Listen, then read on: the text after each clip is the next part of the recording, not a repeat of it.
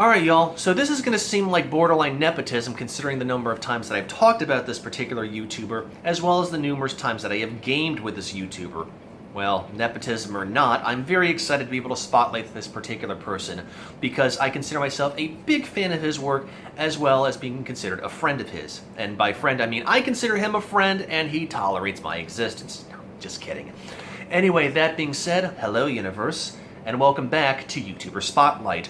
Once again, we are going back down the boulevard of Let's Plays, and also like before, I would not have had the honor of happening upon such a YouTuber without Lady Lilia. Lil, you're a digital pimptress. Don't ever stop. So that being said, let's talk about the one and only Fire Shark Rage Boom himself, Joshuasabi.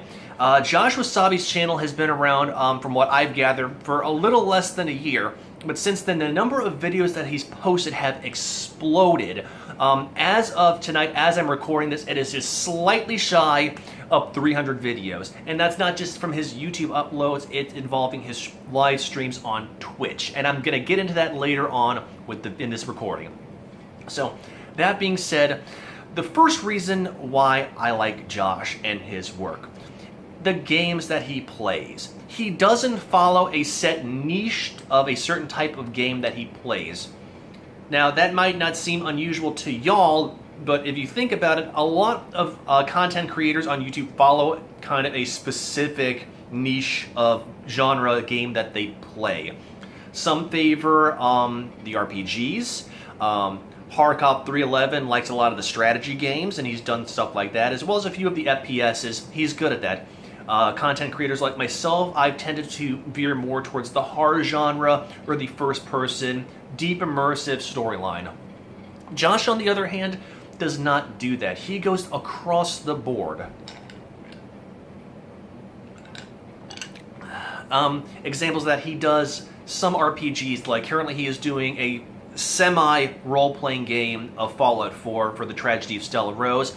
He's also done a couple of Let's Plays or Let's Look At various Elder Scrolls games, going back retro to the very first Elder Scrolls like Arena, to one of the more recent ones like Morrowind. He has done action-adventure games like Doctor Who and Jotun.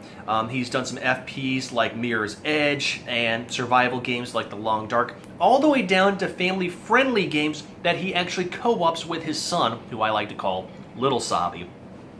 Why do I like this? Because it actually gives somebody an opportunity of any kind of video game genre to see what he does and see his involvement with the game, so they can decide whether they like that game or not. It doesn't just draw from the RPG crowd or the action-adventure crowd or the point-and-clicks or to the family-friendlies.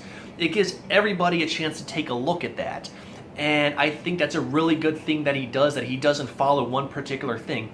And it could be a new game, like The Long Dark, which came out about a year or so ago, or it could be an old game like Daggerfall or Arena, like I said, or some of the other ones in between. And that's really cool, because to me, that appeals to all ages. I know I've talked about how Siporos, for example, in my last Let's Play, caters to the retro games, which is a fan of mine, but seeing some of the more newer games, or maybe games that I missed back in the day, maybe a few years ago, maybe 10 years ago when I was back in college. Yes, I'm dating myself, I know. That kind of thing. So, really good thing for that. I really like how you do that, Josh. Secondly, his style of it. I know I've talked about this before, how I am not a fan of people that do flash forwards or flash sideways or gloss over things. I want to see the full meal deal of a game, and Josh does that. If he screws up or his character dies, like for example he's playing Axiom Verge, the Metroidvania game which came out some time ago, I don't know when. Obviously, like a lot of Metroidvanias, that is a trial and death game, at least that's what I consider it as. And if he screws up, he's going to retrace his steps, he's going to try it again, he's going to attempt to do it until he either gives up on that one particular zone to go back to it later on, or he tries a whole new path. And you get to see that, and to me, that, once again, that is very uncommon. I know several content creators that, if they messed up, they're going to go, okay, well, this is what I did, I took this path, and you're just getting confused. And to me, do I pull up my pad and my pen? I start taking notes saying, okay, you made a left at Albuquerque. And you're not going to get that joke unless you're probably an 80s baby, so sorry. But you get to see the path that he takes. You don't just see a brand new zone if you sneezed, for example. And that's a very good thing in my opinion.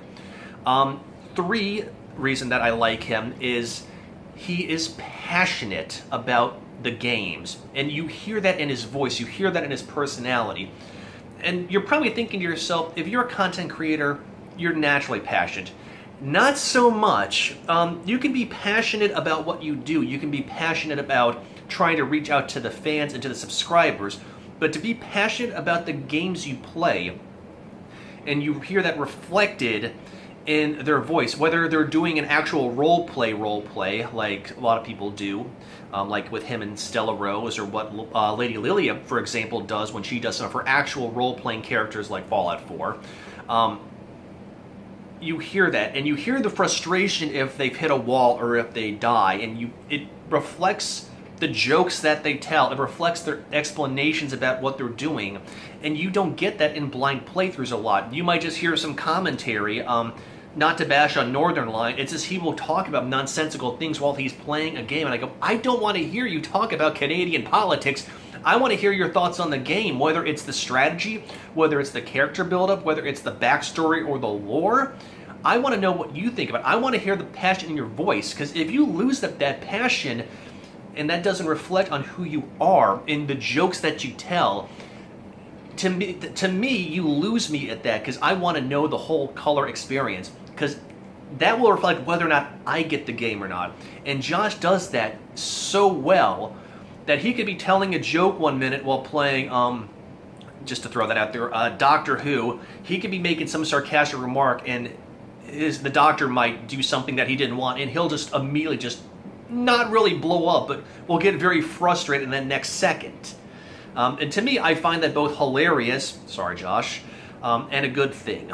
I can count on one hand the number of people that are so dedicated and passionate to the games that they play to record that, to give the subscribers and the viewer that experience. And I really like the way that Josh does that. I also love the jokes that he tells, the sarcasm that he has. It's, once again, very dry, very surly, and very sarcastic. And of course, we're going to get in there with a few dick and fart jokes. That just goes with the territory, but it's fun like that, and it's not out of context.